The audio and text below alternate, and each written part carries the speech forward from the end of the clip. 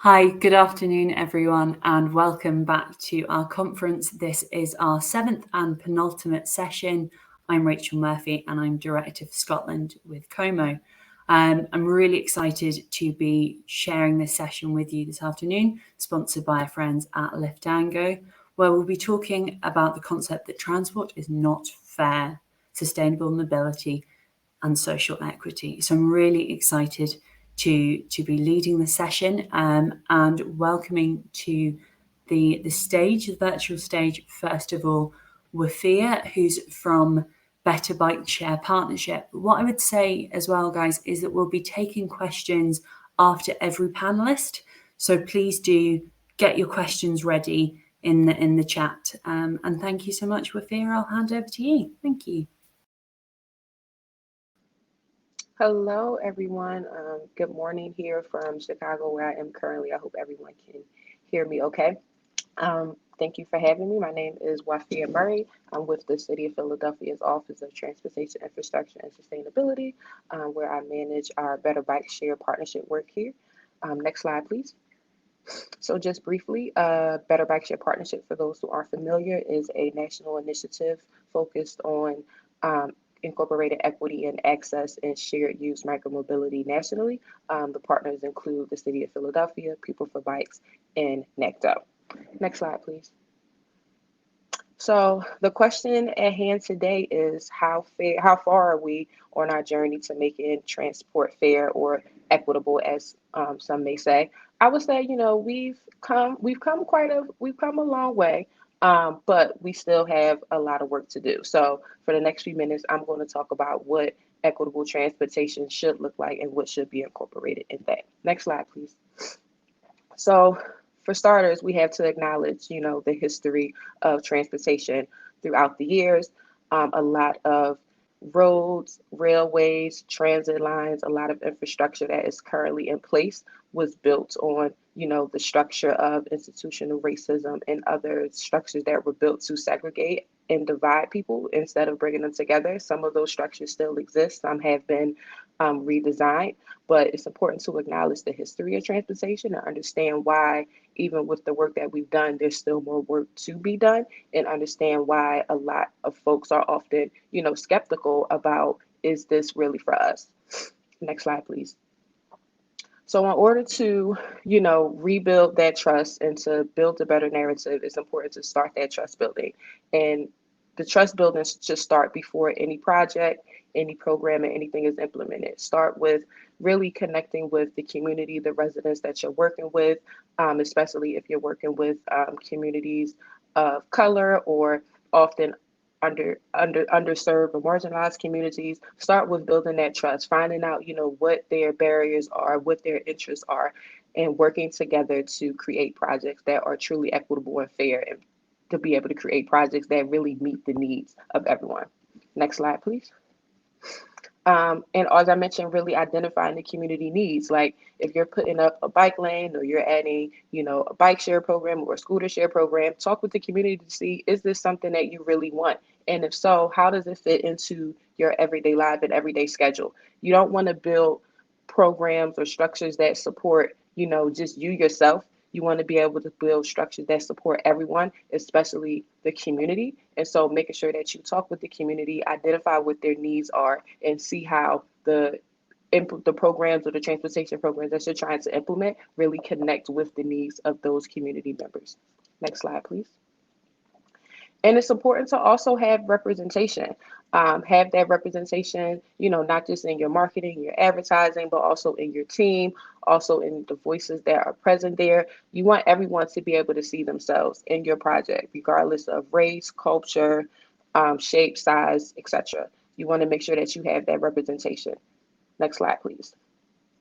And it should be a co-creation and co-development process. So we need engineers and we need planners to be able to implement projects, but we also need the community. And it's important to understand that those communities are the expert when it comes to this. So you want to have a co-creation, the co-development process where the planners, the developers are coming together with the community leaders to create a process to implement a equitable and fair transportation project, to create it, develop it, help implement it, and also to continue that work even when the project is done. Oftentimes you see people doing a lot of the outreach in the beginning of the project, and then once the bike lane is there or the new transportation option is there, you don't see that process or that co-creation or that joint process anymore. But it should continue even once your program is implemented. Continue to connect with community members, continue to support each other in that process. Next slide, please. And it's also important to understand that communities are powerful. As I mentioned earlier, when it comes to the community that they're living in, that community members are the experts, and community members are powerful. They don't need anyone to come in and tell them how they need to operate, how they need to organize themselves. They are organized. They know how to gather. They know how to support projects that are of interest to them. I think that's the key, making sure that you're not trying to put your own narrative or your own priorities on the community, but making sure that if you're building a process that's for them, that you take into account what their priorities are and how it can be most useful to them. So I understand that communities are powerful. They don't need anyone to come in and empower them. They just need some people to come in and work together with them and have a joint co-development process to be able to build systems together. Next slide, please. And last but not least, I just want to say, don't be afraid. So as I mentioned, we have a long way to go, but we have come far. And the only way to continue to grow and continue to really have a fair and equitable transportation system throughout the world is to not be afraid, to be comfortable being uncomfortable, to be comfortable having those conversations about, race and injustice that need to take place in order for us to build down the current structures and build new structures. So don't be afraid. Really, continue to move forward in this work, continue to work together with community members, and we will eventually get to a fair and equitable transportation system. Next slide, please. Oh, and just for more information, visit our website, rydindigo.com and betterbikesharepartnership.org. Thank you. Thank you so much, Wafia. And just for the audience at home, I would just say that it is 7 a.m. where Wafia is. So double thank you for being with us so early in the morning. Just as we're waiting for more questions to come through, and again, guys at home, I'd really welcome your questions in the chat. So remember that it's the event and then chat and Q&A. If you go into the Q&A there, then questions will come through. Wafia, I had a question about community consultation, which is, how do you find the communities that you're talking to? Are you working through individuals? Are you working through other third sector organizations? How do you find people that you need to hear? I'm so sorry, Richard. I don't know why, for some reason it's coming in muffled and I can't really hear clearly what to say. I'm so sorry. No, that's okay. Can you hear me a bit better now? Maybe we can put your question in the chat and then I can. Yes, so sorry about that. No, that's okay. Don't worry. Let me do it that way. Okay. Can you see the questions? Oh, if you can't hear me, then.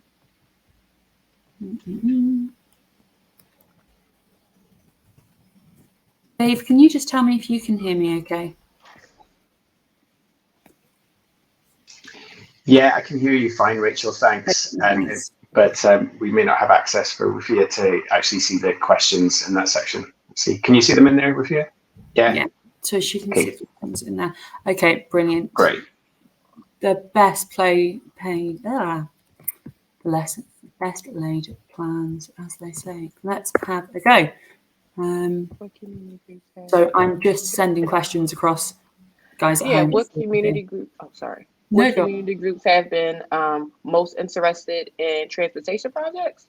So honestly, really all of the community groups or communities that I've, worked with have been interested in projects. I think there's a lot of, often mistrust of so I work specifically in bike share. And so I work to help incorporate bike sharing in communities. And so what I found is that the community members aren't necessarily not interested in biking or bike share. A lot of times they're not sure if, okay, are you really putting this bike share system here for us?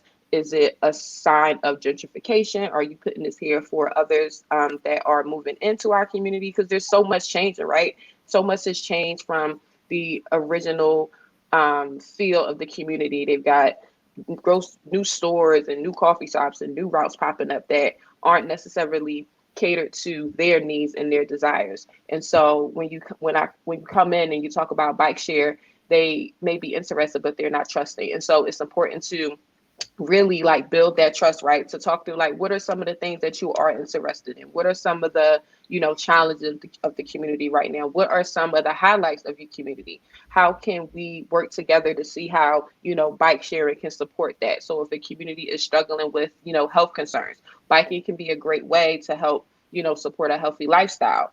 If, folks are trying to get back and forth to work, bike share can be a really affordable way to get back and forth to work. So really helping to make connections to things that are meaningful to that community, and then really showing up to do what you say, right? Because that's how you build that trust. Saying that I'm going to do this and we're going to work together to do it. And then as people see that you're standing by what you say, that trust builds and word of mouth spreads. So then when you go to work with the next community or the next group, you have someone that can vouch for you and say, yeah, they're really about what they're saying. And that's how you build the trust, and that's how you build the network of trust with community members, and are able to expand in that way.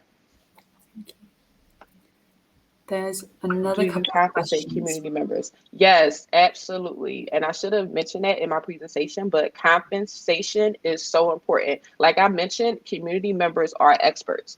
And so they should be compensated in that way. Like when people are working on a project and you bring on a consultant to scope out something, you wouldn't just invite a consultant to lunch and say, give me all of your ideas, give me all of your information, I'll cover lunch and thank you. That would not happen. You would have to pay that invoice. And so it's important to understand that community members bring a lot of value to your project, and they put in a lot of time and effort. And so they should be compensated fairly. So yes, we do compensate them. What engagement activities have worked best?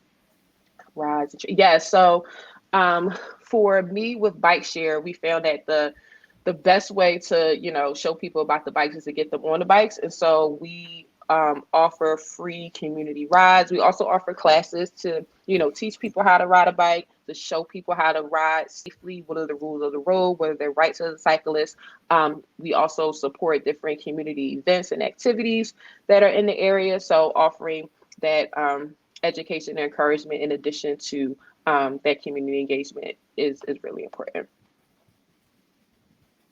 Thank you so much, Wafia. That's absolutely. Thank you so much. And sorry for the technical difficulties. No, not at all. These things happen. As I say, it's 7 a.m, so I don't think any of us will hold it against you at all. Brilliant. Thank you. So next of all, we're going to hear from Debs Allen. Debs is from the Scottish Federation of Housing Associations. Deb, thank you so much. Thank you, and thank you, Rachel and all of Como for inviting me along to share with you today. And firstly, what I'd say is I absolutely can't emphasize how much I agree with what Wafia was saying about the importance of community in these decisions. But first of all, in terms of me, who am I? I am the Innovation and Future Thinking Manager here at the Scottish Federation of Housing Associations. So we are the membership federation for the Scottish social housing sector. And my background is within community investment and regeneration work within the social housing sector. So hopefully that brings something to this particular party. So I thought it might be valuable, first off, to give you a bit of context, because I know that we've a UK-wide, if not international, audience today. So I thought it might give you a little bit of context about the Scottish social housing sector and the uniqueness, possibly, of it. So there are 150 registered social landlords or cooperatives in Scotland. That doesn't take into consideration any local authority housing. That's simply social housing. Many are situated in the most deprived communities as measured by the Scottish Index of Multiple Deprivation, and are areas that can be faced by significant disadvantage and inequality generally. Our members, our RSLs and co-ops are so much more than landlords. They provide activities that fall under a wider community investment remit, investing resources, time and money into the communities in which they sit. So this slide's a little bit out of date, because as of today's date, we represent 140 of the of 150 registered RSLs and social landlords in Scotland. The smallest being the Aberdeen Seroptimist Society with only 15 units, to the Weekly Group with only over 90,000 units, and all shapes and sizes in between. Our members provide homes and wider role support services for nearly 296,000 people across all 32 Scottish local authority areas, including rural and island communities and the very dense urban areas such as Glasgow and Edinburgh. So what works well? I think the Scottish social housing sector are known for trailblazing and for looking at new ideas and opportunities that will try to mitigate the inequality and poverty and stigma sometimes that can be faced by those living within social housing. So we have members who have car clubs, and this develops a real sense of pride in the local area. New technologies it delivers first. And this subsidises access to or shared car ownerships, avoids people having to purchase cars themselves. It also can circumvent mobility allowance and disability payments, where people are only needing to use a vehicle for a short period of time every week, and that adds an additional drain onto low-income families' outgoings.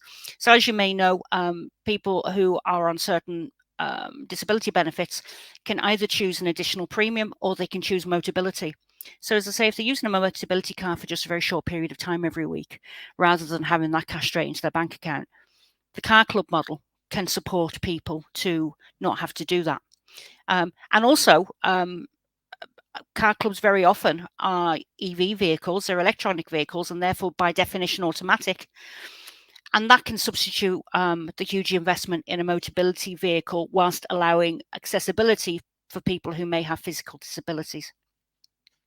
So we have members who engage, obviously, as I say, in car clubs, but also who are creating transport hubs. So Linstone Housing in Linwood, Renfrewshire, which is an area just outside of Glasgow. You may have heard of Paisley, which is the nearest town. Linstone Housing are introducing a range of wheeling options for A to B transportation, but also for leisure purposes. So they have a car club that's well established and that they subsidise for their tenants. Staff members also use that. They also have, with another 11 of our members just received funding from Cycling Scotland to put more infrastructure and more freewheeling in place. So Linstone Housing are putting electric bikes in. They are trying to make sure that people have options, and options that are cost effective and that work for them within their community. And if I can give you an example of the electric bike or car club benefit, the only supermarket that there is in Linwood locally is a Tesco's, which, as we know, other supermarkets are available, but they aren't necessarily one of the budget supermarkets. A taxi to the local budget supermarkets costs about £15 as a round trip. So if you can imagine that being able to use a car club membership, which is subsidised by the Housing Association, to be able to do that weekly shop at a far significantly less cost is attractive to tenants of our members. And it really is a tangible unpicking of that equality gap. And I think it's also important that we're moving towards viewing mobility scooters as a form of wheeling. Active transport. If the only way that somebody can get out and about is by using a mobility scooter, then that's active transport for them. So our members are recognising more and more the need to provide storage and charging facilities for not only car clubs and the electric bike schemes, but also for mobility scooters. Indeed, we've I heard anecdotally yesterday that we've got one member who are renovating old drying rooms that all tower blocks and flats have, because obviously the inclement weather in Scotland, these drying rooms people don't use anymore. So they're very often used as dumping grounds. They're very often used as they can be fire hazards. They could be places of antisocial behaviour. So we have members who are actually renovating those drying rooms into storage for bicycles and buying D-locks that people can have their own bicycles stored there, but for mobility scooters. So it's just about that innovative solutions and trying to think outside of the box. Just because something's been used in one way or something has been one way for a period of time doesn't mean that that should continue to be so. So having looked at what works well, it's always important, I think, to look at what could be even better. So often investments made by larger companies or investments made into transport hubs move immediately into middle class areas. And irrationally, they avoid the most deprived areas. Yes, there's so much to be gained by improving transport inequalities. And often there's a higher density audience that's more receptive to change in the communities of social landlords. Be that because the density, because they're living in high-rise blocks, be that because in Glasgow obviously we have tenements. So there's we need there to be an awareness, I guess, that as community anchors, which is what our members, the social housing sector sees itself as, we understand what the needs are of our communities. We work very closely within our communities and respond to their needs. So we can tell external investors what is needed in the area. Come to us and have that conversation. I think shared access to tricycles, cargo bikes, e-bikes is really important. We have that in spaces. So I say Lindstone Housing in Renfrewshire is installing e-bikes. And as I say, there has been that funding. Maryhill Housing, which is in the west of Glasgow, are very involved within the Glaswegian bike share scheme, electric bike share scheme. These bring down individual transport costs and avoid capital purchases. So what we're constantly doing as a sector is recognizing the fact that without generalizing, many of the people who live within our homes are facing deprivation or are facing an uphill battle in terms of that there's very often more months than there is money. So we're very, very invested in trying to find ways of reducing outgoings. And this is one of the ways that we see is absolutely there. I think in terms of community benefit investment, so as part of any procurement exercise, the Scottish housing sector is very heavily regulated in all aspects, and particularly when it comes to procurement. So our members are required to look at community benefit clauses as part of their procurement exercises. So it's, again, this can be we want this innovative thinking. We want this thinking outside the box. If you're wanting to come and do some work with one of our members, what can you bring that's a little bit different that might make your bid or your tender seem more attractive than others because of the community investment that you're prepared to bring with it? And finally, on this point, I think is where there is good practice, like Maryhill, like Lindstone, like some of our colleagues in Edinburgh. It's piecemeal and it's dependent on individual relationships rather than as a strategic joined-up approach. So as a sector, we would welcome conversations about how we overcome this, and we would be very much welcome people coming to us and saying, okay, we have this offering, we've got this product, we have this service. How do we get there? How do we pilot? How do we get it in front of your members? But also with the recognition that our members are custodians of tenants' rents and therefore don't have bottomless pits of money to spend on new approaches. So funded opportunities are always very, very welcome, and that comes back into the external investment. So for more information, I'll just chat about how you can get involved. My details will be shared, but I'm absolutely delighted to speak to anybody collectively or individually about how you could get involved with the Scottish housing sector. And thanks ever so much. I look forward, hopefully, to hearing some of your questions this morning. This afternoon. I'm thinking I'm there in Chicago with Wafia. I like your wishful thinking, Debs, and thank you so much for your presentation. I am hoping that we are about to launch the poll, so that can be kind of churning over in the background. And like magic, there it goes. So the question is, who else needs to be involved in this conversation beyond transport organisations? So, for example, housing associations, job centres, socially focused charities. So, folks, please do add your ideas into there. Debs, I had a question for you about, you mentioned community benefit clauses. Social value and measuring social value is something that we talk about quite a lot at Como. And I wanted to get your impression of how effective those measures are. Are they something that you think need to have a bit more bite to them, or do you think it works where it is that kind of optional suggestion, I guess? I think with a community investment, socially motivated head-on, I think that we can use a carrot or we can use a stick, and some organisations are very open to providing that community benefit and providing that social insight. Others less so.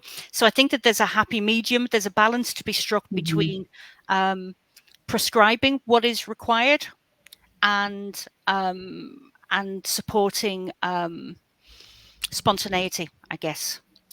So I think in terms of social insight, I think it's really important that we're able to measure how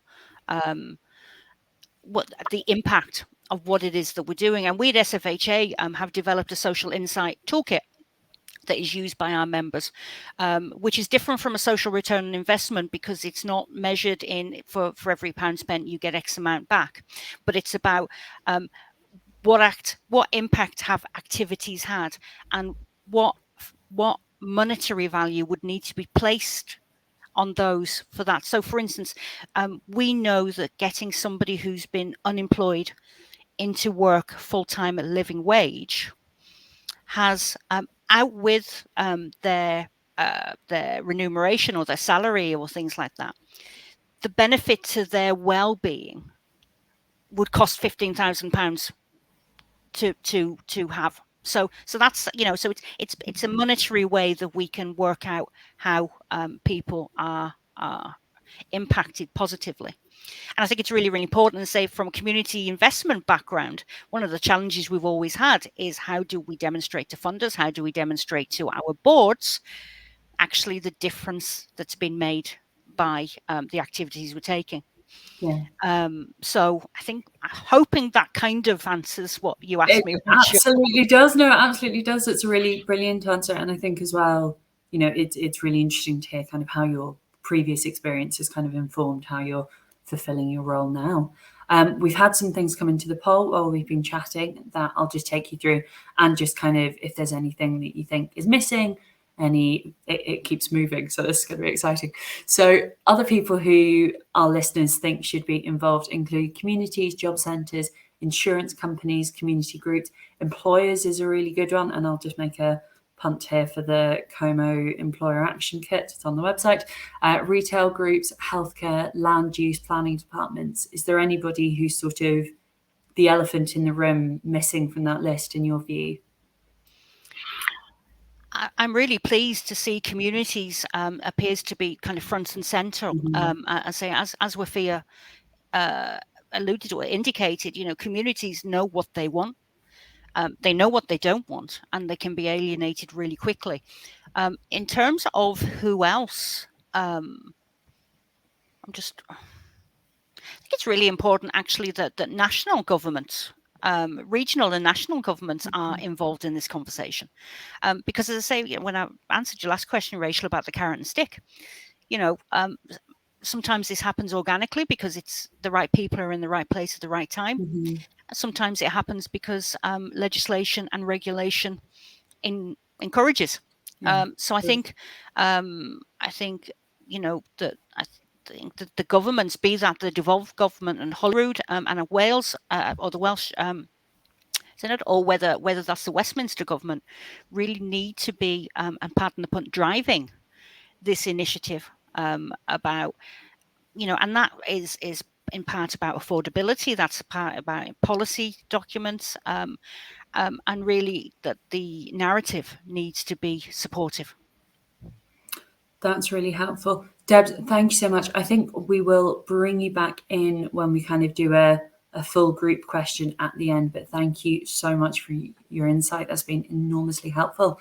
Next, I will welcome to the stage, please, Kevin Orr from Tango, our sponsors. Brilliant. Thanks very much. It's great to be here. Thanks to Como UK for putting this on. So my name is Kevin Orr. I'm the CEO of Tango. We provide demand responsive transport solutions. Easiest way to describe it, I suppose, is instead of having a fixed route bus system like we previously had in the last 60, 70 years, you can use technology to have a more flexible, dynamic bus system that incorporates more of your community, provides greater access for people to travel where they want, when they want, rather than a traditional fixed service, which is a little bit more rigid. Our company vision is to unlock all the good that comes from shared transport, and the view of this session, or the discussion on this session, is to see if transport is fair. And I think within the bus industry, we feel that it isn't as fair as it could be. There's certain areas that are treated the same as, for example, in a city where you have a fixed route service, loads of passengers are able to access that service, and there's a high density as well that help that. Once you move into the suburbs or the more rural parts of our countries and communities, that fixed route service, it becomes less of a fit for purpose. It's more connecting towns together rather than moving people around their community when and where they want to go. And there's quite long, lengthy times in between transport access. So we look at those areas and go, is there a better solution? And demand responsive transport for the past sort of 5 years has been proven to be working better in a number of areas, both from a usability viewpoint, economical, and increased coverage viewpoint. So just some of the problems we see on the ground that we are helping to solve sustainably is sort of highlighted here. So taking Jane first. Jane is living by herself still, living more rurally, but is no longer driving. So how can she maintain her social circle? How can she be part of the community, go to markets, stay involved in the service? So demand responsive transport fits in nicely for solving her needs, and we see that across many of our projects in rural areas. Another example is young Lucas here, who's newly employed, doesn't have a car yet, but is entering the job ladder. How can we help facilitate his access to regular shifts or regular 9-to-5 patterns, and do it sustainably so he can save his money from not having to purchase a car? And then on the final sort of situation that we see a lot of is Ranald having to access hospital and medical appointments, alongside getting access to medicines. How can we keep his transport needs, arranged and low when he needs, this additional assistance through this period of his life? So we see a lot of demand responsive transport aimed at people who are sick and elderly. And our solution, is a technology solution that helps optimize a number of areas and provide a greater personalization and passenger experience. So at the outset, it's capturing more of the passenger needs at time of booking. Do they need an accessible vehicle, for example? What types of care do they maybe need on that vehicle? If it's a medical or paratransit type situation, do they need a special machine on those vehicles as well? So capture that up front and make sure vehicles are sent with the right coverage. Again, increasing coverage, so your access, you no longer need to live near a fixed route bus service or a bus stop. You can live where you want to live and still access the same modes of transport as people who do live near, a trunk route. So more passengers and more coverage through that opening out of accessibility to the medium of transport. And finally, what's quite important is actually trying to keep the economics down for the service to your community. And we have the operations portal that manages a lot of that. So it's all the data they could ever need, which is extremely rich compared to other modes of transport out there. And you can start making planning decisions based on the economics of what you're seeing through the portal. Just some of the examples of where we've launched. So up here is the Battle Creek up in Michigan, not too far from one of our other panelists. So we launched this 18 months ago or so now. It's a large area, about 1,715 miles region that you can access through, I guess, calling up to book and notified through text messages or using a mobile application as well. And there's been huge uptake since we launched there, and the greater access, obviously, to transport. Down here, we've got our Vito, which is an aged care facility in New Zealand, transporting people around, connecting them in with their local communities as well, and the people who live in the aged care facility as well.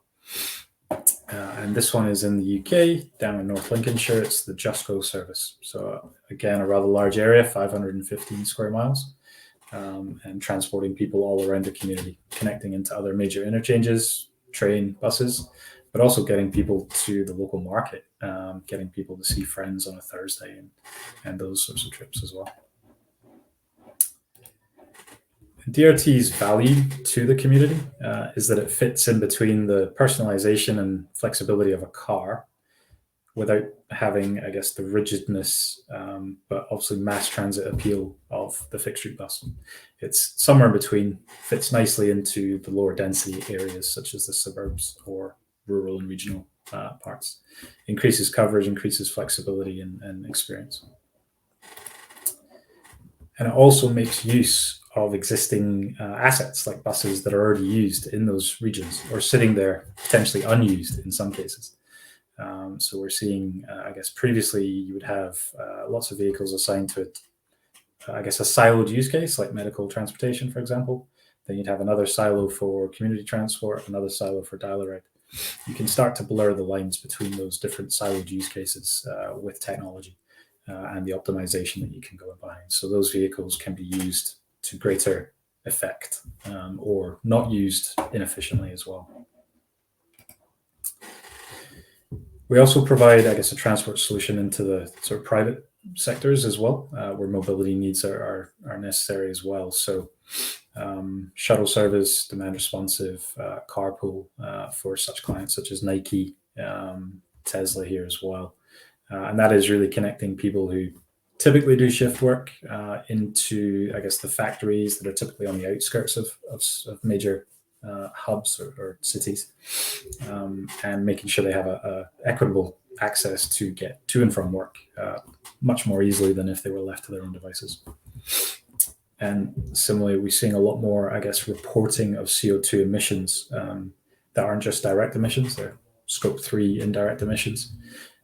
And those sustainability strategies and agendas that the companies have are leading them to think more about transport and effectively how they can move their staff around more sustainably, which is great to see. Overarching all this, we do a lot of simulations, big data geeks here. We do a lot of this just to make sure that we're launching the right service with the right design in the right areas and not launching in the wrong areas as well. So very big on lots of insight up front before making, I guess, the big decisions. So we've been doing this across the world, started in Australia about 5 years ago, numerous projects across North America, Canada, and into Europe now, more recently as well. So we are based up here predominantly in Scotland, although spread a little around the UK, but we have global offices in Australia, North America, and here in Scotland. And working with some big names. So in the public transport sphere, it's Transdev's the largest global passenger transporter for the bus industry. Go Ahead Bus Group's third largest bus operator here in the UK, and various others around the regions that we operate. And similarly, some of the corporates we work with, such as Unilever, IKEA, have hugely ambitious sustainability strategies, and we typically work with those types of clients. So just very quickly, just a very quick case study on what we've been up to.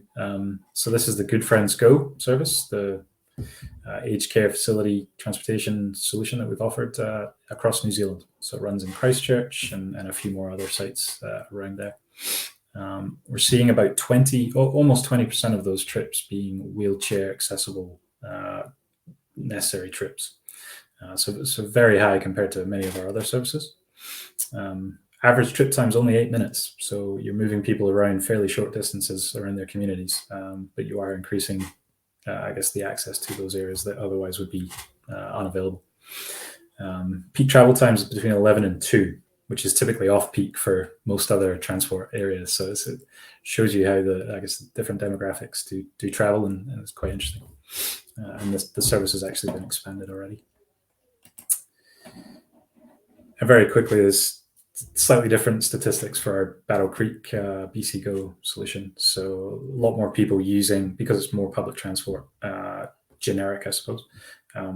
It's 68% passengers using a technical device, a mobile phone application, but you still get an awful lot of people calling as well, 30%. Trip time's a little larger, 13 minutes, probably offset by the large zone that we operate in. And trip requests is typically at 2 p.m. each day, which is another interesting insight. With people using this service, we do have an advanced booking feature of 28 days. People using this service as their primary form of transport across, say, a whole month or more. And the Just Go North Links project as well in the UK is it's one of the largest geographic DRT zones in the UK, 515 square miles. There's certain areas that are very well serviced by fixed route that we don't operate in, but we do connect into and out of those regions. So we are very much working in around an existing commercial fixed route service and filling in the gaps with our DRT zone, which is quite interesting because you can see almost DRT as a safety net in this example, that should any fixed route operators decide to take a fixed route service away, which they do and have done, I guess, a lot more recently due to COVID, the DRT service is there that can pick up these types of passengers who rely on a bus service and don't have any other option. We've seen that happen, I guess, across the sort of 18 months we've launched here. So exciting project, lots happening in that space as well up there. And I will end the conference there. Thank you very much. Thank you so much, Kevin. That's great. I am seeing that we're having some tech issues behind the scenes. So folks, if you are in, please do not refresh because it may chuck you out. So could we please launch the poll? If we've got the poll going in the background, that'd be really helpful. Thank you. Kevin, I've got a couple of things that I wanted to ask you about. One of them is data, because we spoke in one of the sessions this morning about data. And one of the things I really liked that you mentioned was making journeys more efficient by using appropriate vehicles for each individual journey. How do you balance the need for quite precise data about what access needs people may have with their kind of privacy, who you might be sharing that with in terms of operators? How do you find that balance? Yeah, I mean, it's a great question, actually. The GDPR has really helped a lot of that. It's made that very clear, which is great. But I guess the history has been that the TNCs, transport, the Ubers, I suppose, of the world, wouldn't share their data with cities. And that was causing a gap in the decision-making, almost the insightful decision-making for these cities. So we do something different. We provide the ownership to our clients so they can share it around as they see fit. Obviously, no sharing with third parties. It's not accepted these days as it may have been in the past. So the ownership is basically for the councils and for the bus operators, and the security, I guess, across all that to make sure that is all controlled. And terms and conditions, obviously, as well. That's really helpful. And the other thing I really wanted to ask you about was, so you mentioned kind of where there is public transport, fitting around that, filling those gaps, and obviously in more rural areas that there may not be a public transport network that you're fitting into. It may be one big gap. So I guess my question is, are those two different experiences, both from your perspective, but I guess also from the perspective of the individual who's potentially used to very little shared transport, suddenly having this new option on their doorstep?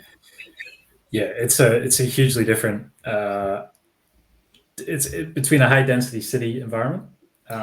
It's a very different environment in a rural setting for a number of reasons. But the main reason being the transport options in rural areas aren't really there. There's the public bus in most cases, possibly a train, but you don't get too many bike shares. You don't get any Uber, I guess, style services going there because it's not economical.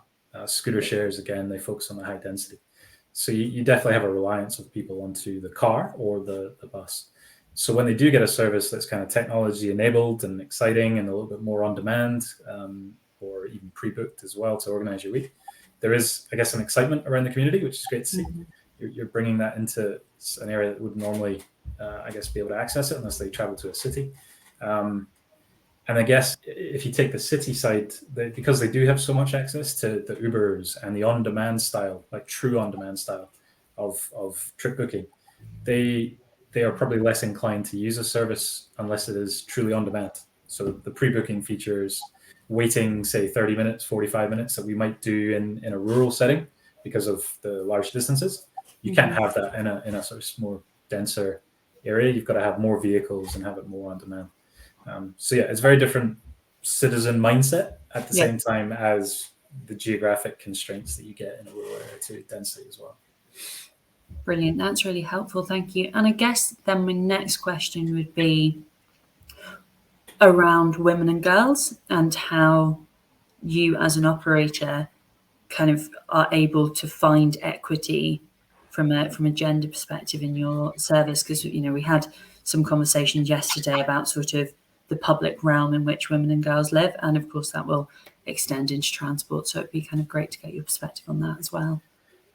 Yeah, I think the bus industry statistics on equity is quite good compared to a lot of other parts of transport. And we are the same.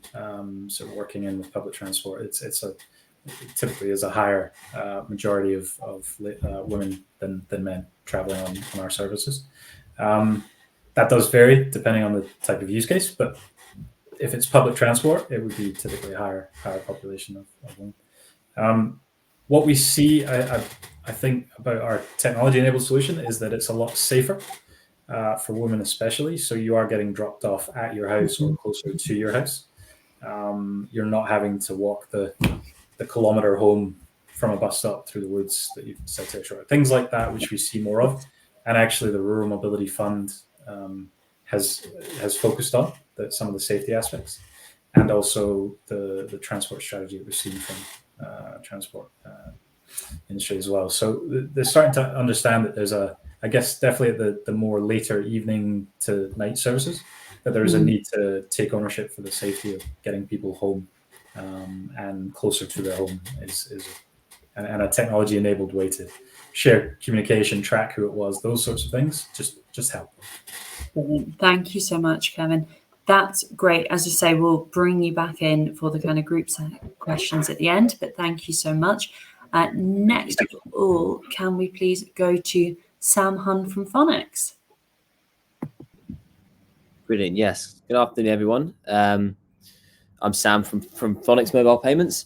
First of all, obviously, I just want to say thank you to all the attendees, the fellow speakers, and obviously Como for organising the event. We are relatively new to sort of the world of transport and mobility. So it's been a great learning experience for us over the last couple of days, understanding what's working for everyone and what the sort of current challenges are. At Phonics, we work specifically in the payments arena. Historically, we've worked in charity and media, more recently moving into things like parking and now transport mobility. And when it comes to accessibility, social equity, inclusion, we feel we can help maintain fairness as this space kind of grows.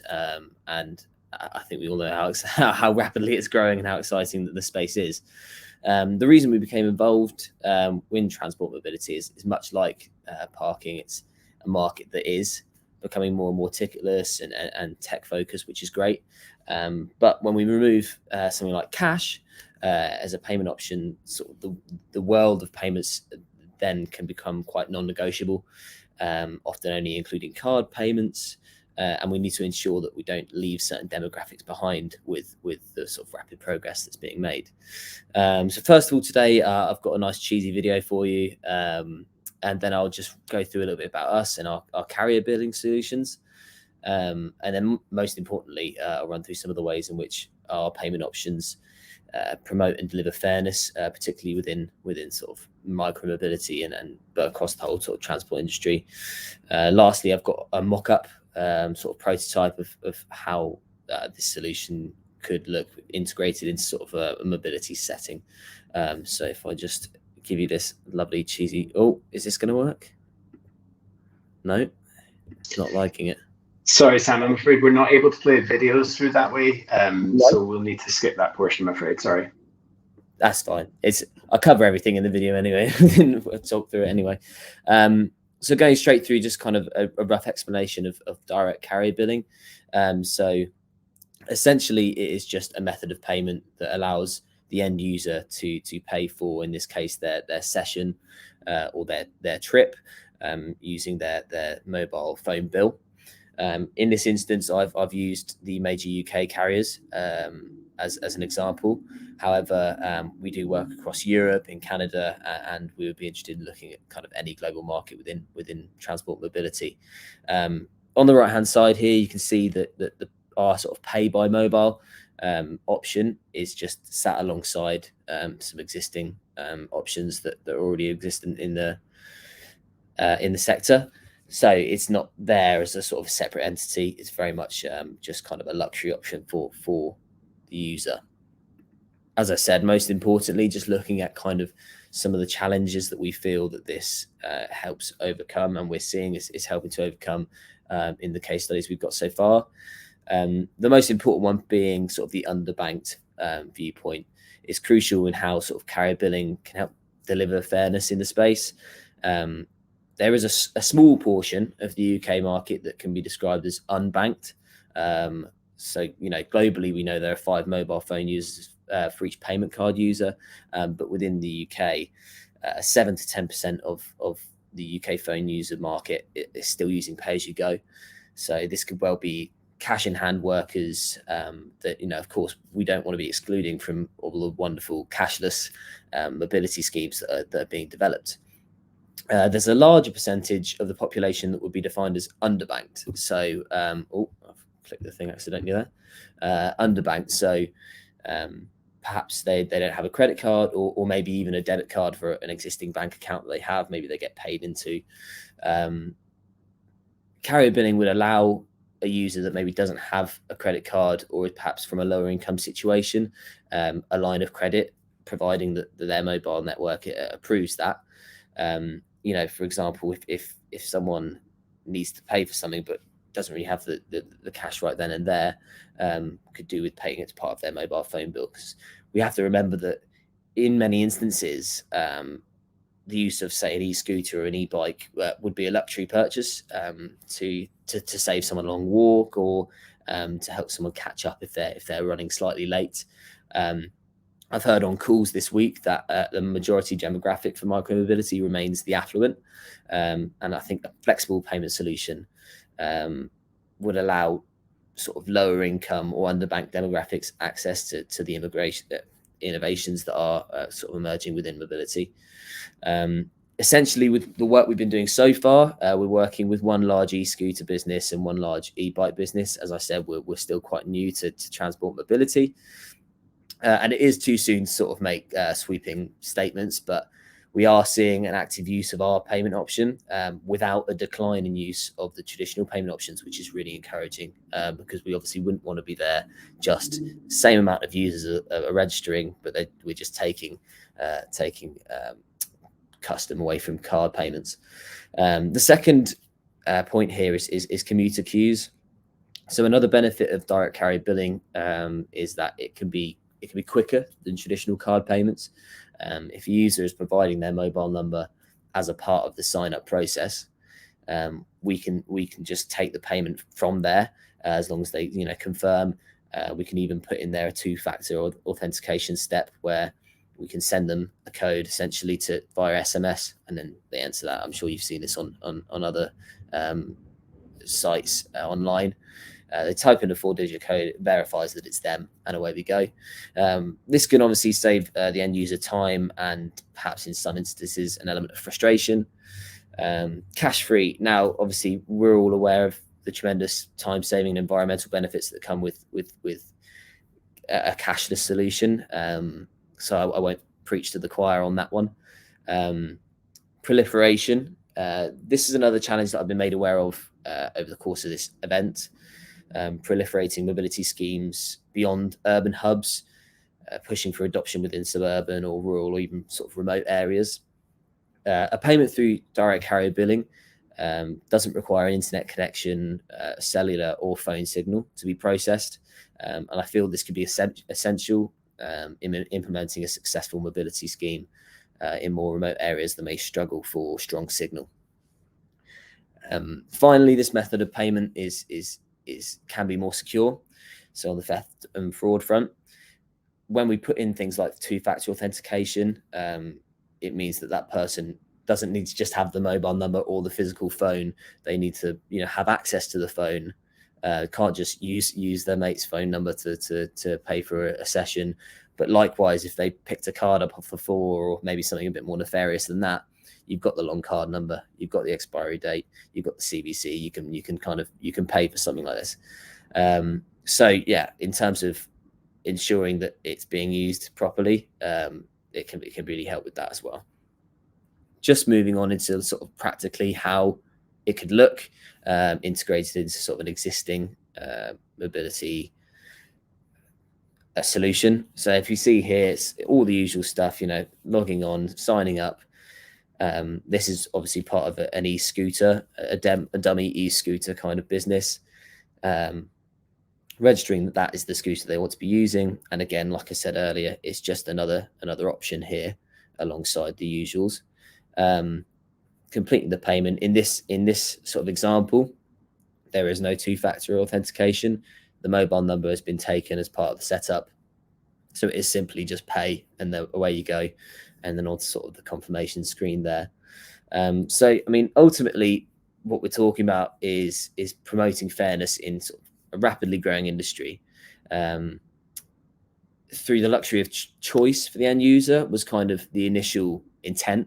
However, what we're finding that is in doing so, we are enticing use from maybe demographics that perhaps were previously unable to access sort of these amazing new mobility schemes that are coming to the fore now. That's kind of the end of the presentation. If anybody has any questions at all or would like to talk through this any other time, do let me know. And thank you all once again. Thank you, Sam. That was so interesting. And I think it's just great to hear just a different option. I did have a couple of questions, one of which is, how quick is it to set up? So it's your first time using. What is the sort of setup time, I guess?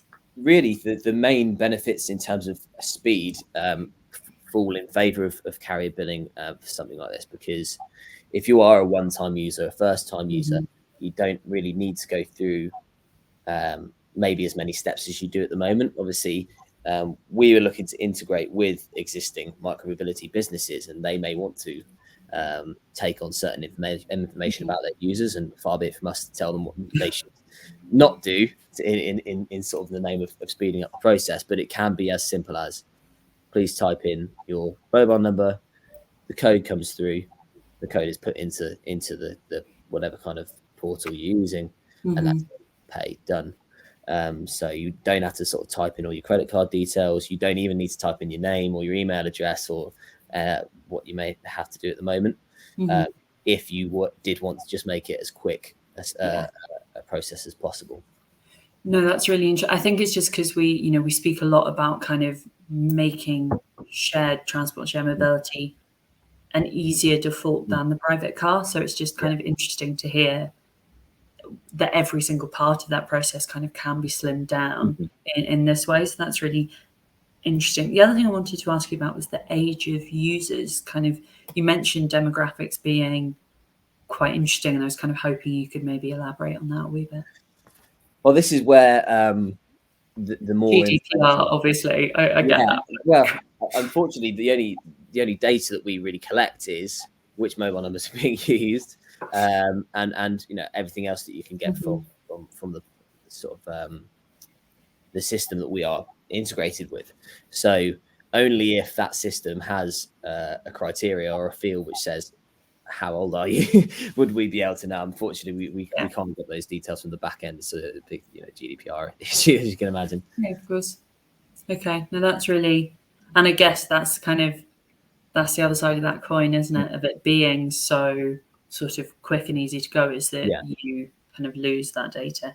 That's really interesting. I guess my next question would be, do you think that kind of there is growth in this area? Because I think, we hear more and more about this utopian cashless society, and I kind of, it would be interesting to get your sort of 10-year forecast on the work that you guys are doing. Well, I feel obviously it is really exciting, everything kind of becoming more and more cashless and fewer touch kind of processes in every walk of life here. But cash is becoming more and more redundant in these kind of areas, and you have to think about the demographics that are comfortable with cash. When you remove that as an option, what are you putting in there to kind of balance that up? Especially if you're in a situation where you are trying to convince as many different demographics within the public to adopt something that's new and not necessarily that familiar. Everybody uses their phone. Everyone knows their own phone number. Just maybe making, like we said earlier, bringing down the length of time it takes, or how much information you have to give may convince people to be a bit more, may adopt it a little bit quicker. We're finding that, obviously, like I say, it's in every instance that we use carrier billing, we find that it is used by the general public. It's always up against card payments and sometimes also cash payments in certain instances. You've also got the likes of PayPal, things like that. There are all other options. It always gets used, so that's always a bit of vindication for us. But I think as well, what we're trying to do is with these cashless systems, combat what is maybe a bit of a monopoly from the card companies. I've seen over the last couple of weeks or so that from early January, Amazon aren't going to be accepting credit card payments through Visa. Now, that's great, and I'm sure that Amazon will be making their point. Visa will go away and look at their numbers and come back, and they'll be let back in. But we're not all Amazon. We don't all have that kind of pull where we can go, well, we're just not going to use you then until you give us lower rates. If you're implementing other options for the end user, well, that's fine. But we've got a backup option. We don't need everything to go through card payments. It takes a little bit more power away from and you've got a little bit more control over your rates, a bit less kind of handcuffed in that sense. That democratization of it, I think, is really fascinating, isn't it? And kind of where could it be in the future is sort of, there's a lot to think about there. Sam, thank you so much. I will bring you back at the end of the session if that's okay with you. And thank you. And hand over, last but very much not least, to Janet Hudson from Leicester City Council, who is very, very kindly stepping in last minute. So she's gonna, this is proper theatre style. The understudy has arrived. It's very exciting. So thank you very much, Janet. Okay, thank you, and thanks to Como for the opportunity to present this work. So I'm Janet Hudson. I'm from Leicester City Council, and I am the social inclusion lead for the Leicester Bike Share scheme. So just briefly, the Bike Share scheme is a partnership between Leicester City Council and Santander. They are our major sponsor, but it's as I go through the presentation, we do work with other organisations, and I'll just explain the context of that. So the question that we were asked was the early months, where are we in the journey? So this is 2019, back in the day when you could congregate, and we knew that we would be implementing bike share docking stations within a particular neighbourhood. This neighbourhood in Leicester city centre is the 11th most deprived ward in the country, and the pictures are on a mugger pitch, a multi-user games area pitch that was brilliantly supported by the Johan Cruyff Foundation, who, just as an aside, is the first philanthropic footballer. But it's a superb area in this neighbourhood. And so we chose this as the location that we would begin some training sessions. And these are women-only training sessions. They are delivered by women. So the photo on the right is one of our female trainers. They were delivered by women for women. The picture bottom left shows alongside the actual cycle training that we would do, we would also do orientation rides. So this is all about applying the knowledge that you have. A number of the new communities that arrive in Leicester City are housed in this neighbourhood. So any understanding of the orientation of the city, there's a park, and the proximity to the park is no more than half a mile, and a number of the ladies had no idea that the park was there. So we started on this journey, and this was all with the idea of moving forward to we'll teach them to ride, we'll take them around the city, and then we'll give them access to the bike share scheme. So obviously COVID strikes, and we had to rethink our strategy. So during 2020, we were able to convince our line managers, who were very supportive, but to give away our bike fleets. Any of the training bikes that we had, that Leicester City Council had, we weren't going to be able to use them. So we developed Bikeaid, and this was targeted at the, oh my goodness, I've forgotten, the NHS predominantly, teachers, anybody that the primary workers that needed to get to work, with the reduction in the bus services and obviously the downsizing of public transport. So we made our bikes available. We put a call out and we received donated bikes from the good folk of Leicestershire. So the infographic on the right hand side just shows how many people, the effect of the campaign, and 65% of the recipients were women. So this was just reinforcing what we'd already discovered in the earlier project. There is an appetite, there is a demand to learn to ride a bike, and particularly amongst women. So moving on to what went well. Well, we would say that we've managed to launch our bike share scheme. So this was in January last year. It was a soft launch. We needed to go through beta testing. We had volunteers to see, obviously no system is glitch free. So we had volunteers out riding. To date, this is as in the 8th of December. So far, we've had 38,500 hires, and we have 17,000 people registered. In order to use the scheme, you have to be a member. You can be an annual member, a monthly member, or as a pay-as-you-go member, but you do need to register. Interesting what Sam was saying in the previous presentation about authentication, and we've gone through a whole process with that as to how to ensure and combat fraud with regards to who is using the bike. So as far as we're concerned, what went well?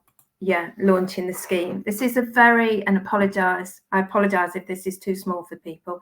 This is an overview of where we are currently. So as it says, the green are the live docking stations. We've got 50 to implement, 23 alive, with a further 16 hopefully scheduled for January and 17 in February. And you can see that the scheme is beginning to widen, and we do need to move out more to the neighbourhoods.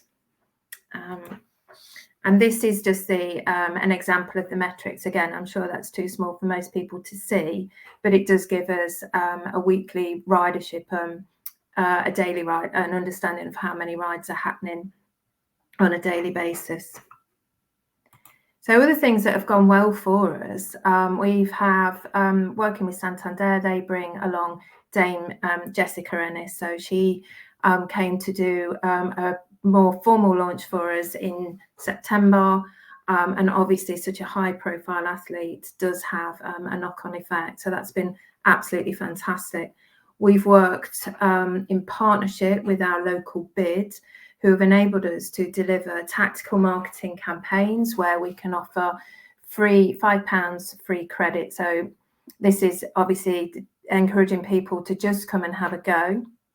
And then we were fortunate enough to be successful with the DFT's eCycle extension bid, where we were able to offer free memberships. That's a scheme that we're currently rolling out. I'll come back to that in a moment. But so from a success point of view, we felt that we've got a scheme, we've got some high profile marketing happening, and we've got some funding to actually offer people taster sessions. So what have we learned? So this is this year, this is 2021 in August. Most of you will probably be familiar with the fact that Leicester City Council was Leicester City was subject to extended lockdown. So our ability to actually do any implementation and engagement work was severely limited. But we were able to go back to the St Matthew's training site in August. And this was always the vision for the project. So once the idea being that we would train women, I'm a big believer that women are the key influencers. They will be the game changers. And we were able to take them out on the e-bikes and introduce them to them. So what we've learned really is that whilst we weren't able to do any face-to-face engagement with them, we were able to offer free access to the bikes. It wasn't going to happen. We still need to be there. And I apologise, Wafaye, if I've pronounced your name incorrectly, but I absolutely agree with her that trust in the community is key. Working with neighbourhoods, people need to trust you. And this is me, I'm afraid, bit of self-promotion here, but these ladies trusted me to take them out for a ride on these bikes that they've never ridden before. So, but it's not going to happen unless we are able to keep going out and be in the communities. So what challenges have we come across? Well, this is back to, we've got some funding to support rollout of memberships with working with different organisations. We can develop minor sponsors. So Santander are the major sponsor. We can work with other sponsors. They're our minor sponsors. We can work with them, and we've got funding to roll out memberships. Unfortunately, one of the challenges we faced is, as a local authority, this is very new to us. Our back office systems, our colleagues are absolutely fantastic, but we haven't ever had to draw up contracts working with commercial organisations on a bike share scheme where we're only really selling an intangible marketing proposition. So our ability to move this forward has been challenging. We've also had the multiple hits of COVID, of a tanker trapped in the Suez Canal, and of Brexit. So the supply chain has been severely hampered, and our ability to roll out the scheme in the timescales that we originally wanted has been hampered, which is why we're still in the process of getting docking stations out there. So looking at what does the future hold, the programme that we've implemented in St Matthew's, we've identified 5 other areas of the city where we do have docking stations, or we will have docking stations, and we will repeat that programme. So we'll actually go out again into the community. We'll work with any agencies in the community, but put simply, we will just put on training sessions. The St Matthew's programme in 2019 attracted 80 women over a 6-week programme.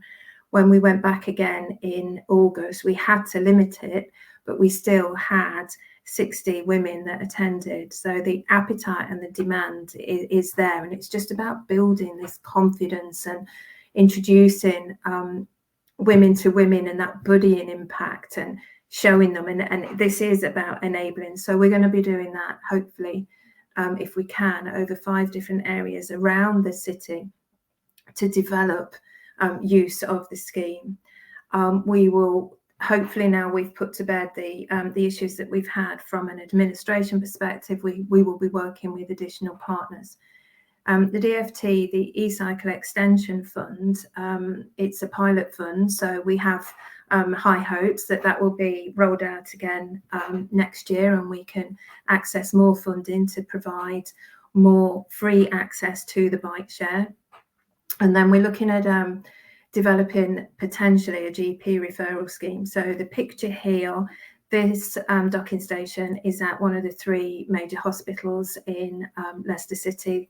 And the idea that it could be used for rehabilitation, aside from accessing the hospital. And just very briefly, so our social inclusion programme is not just about people accessing the scheme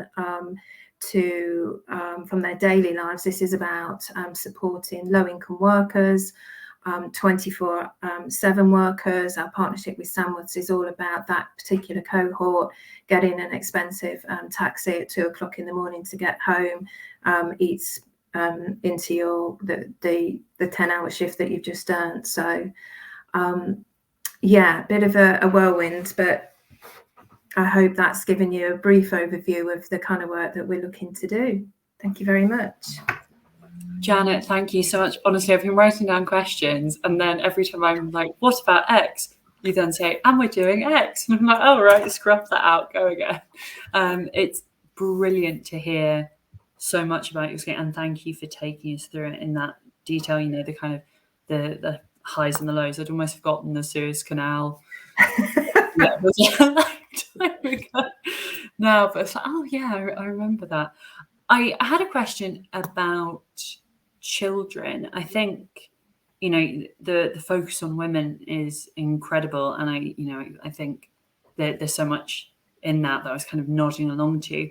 I wondered what you think to how we get children to value shared transport, the bike, higher than that kind of aspirational concept of the private car. How do we kind of bring that younger generation with us? Yeah, it's an interesting question. So you have to be 14 to ride the e-bike as a start. But obviously, like other local authorities, Leicester have a comprehensive bikeability program that they roll out across the city. But we do lots of family engagement. So we do lots of guided rides, led rides, and they are all family focused. We, back in the day, used to do the mass participation rides that people know as Sky Rides probably, or the city rides.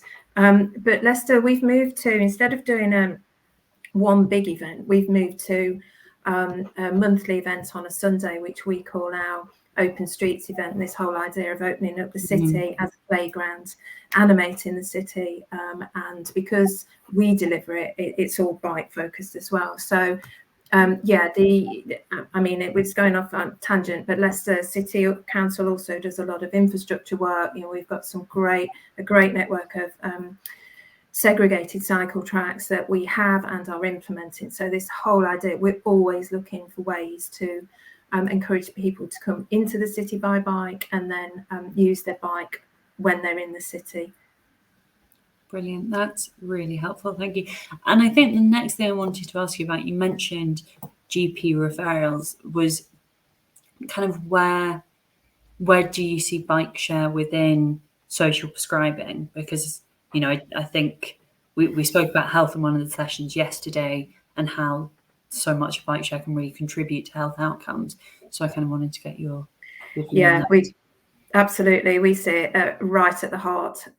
We've got, I didn't show this picture because it was kind of meaningless, but we've got another docking station which is outside a health centre. It wouldn't have been, but anyway, for GPs to, as everybody's saying, it's about breaking down barriers, and obviously using an electric bike share system. People stumble at the beginning, don't they? And they think no idea how to use this, don't they? You know. But actually, once they appreciate how to use it, if my director was here, he would use himself as a prime example. He bought himself to an electric bike. I'm sure he won't mind me saying, but he's got a heart condition. He's never felt healthier because he now, or pre-COVID, but he commutes.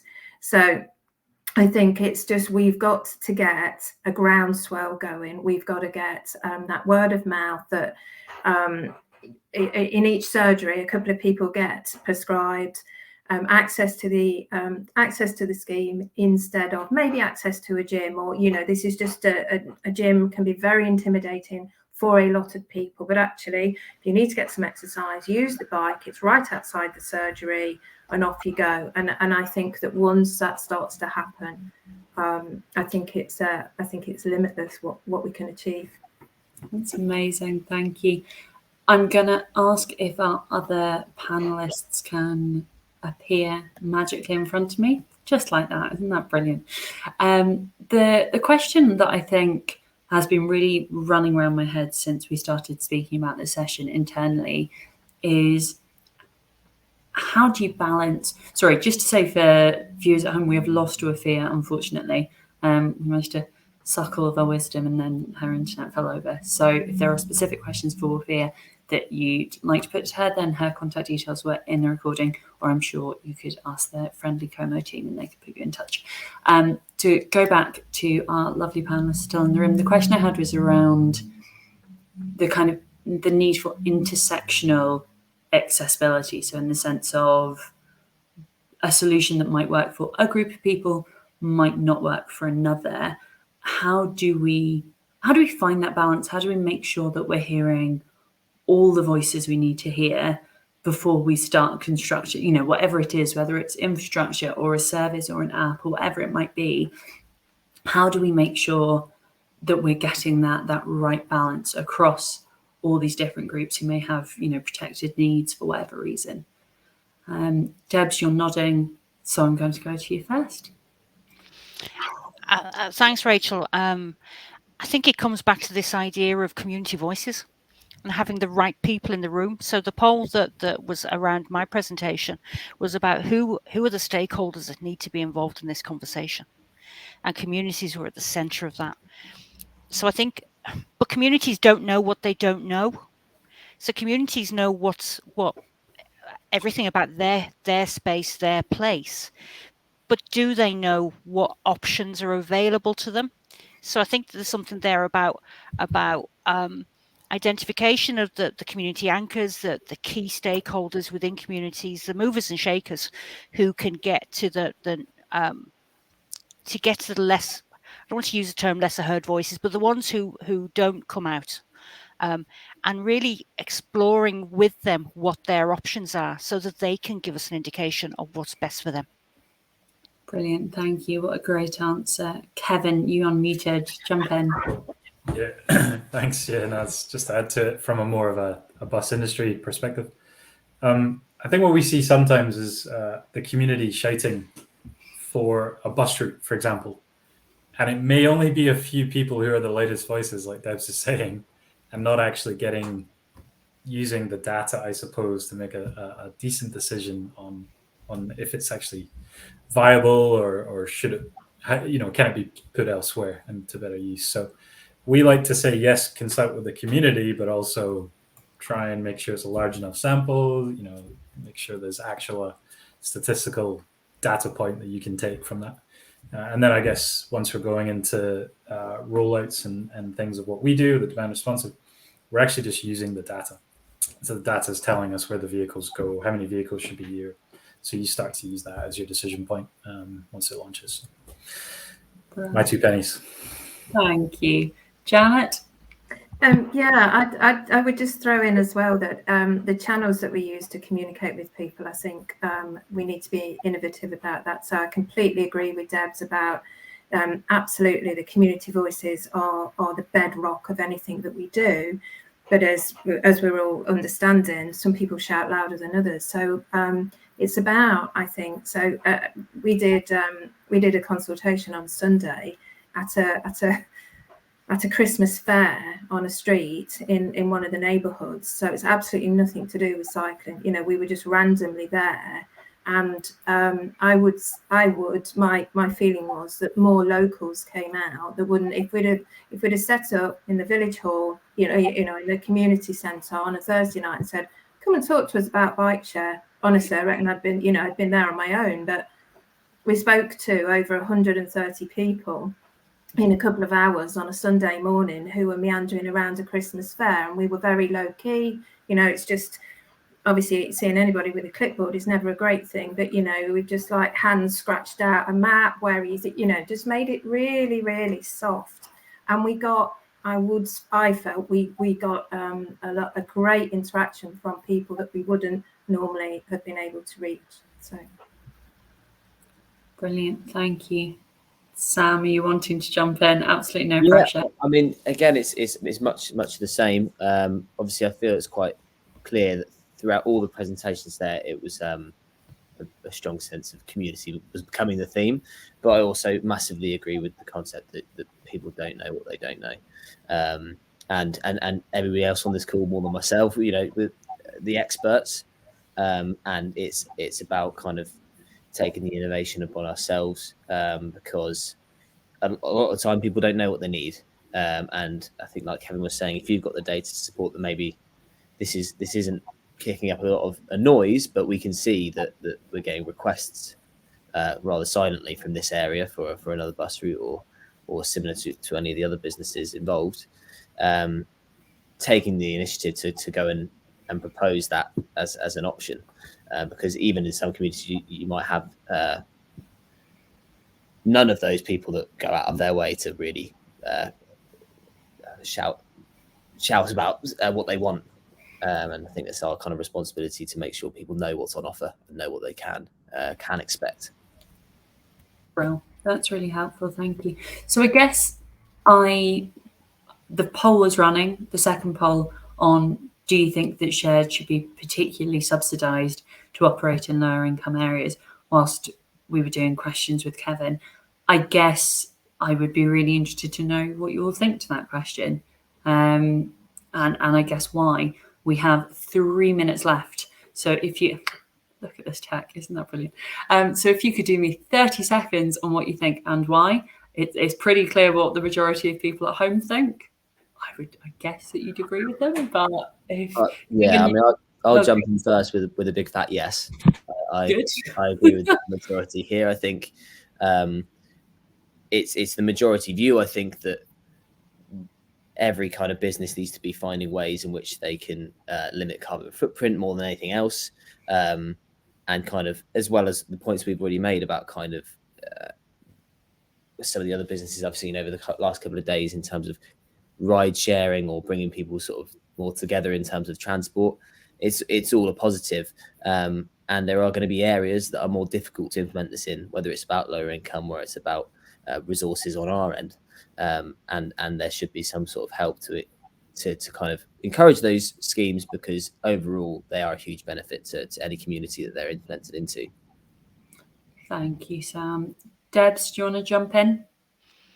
Yeah, and I would agree with all of the above, and I'm really pleased to see actually that the majority is in agreement with the subsidised.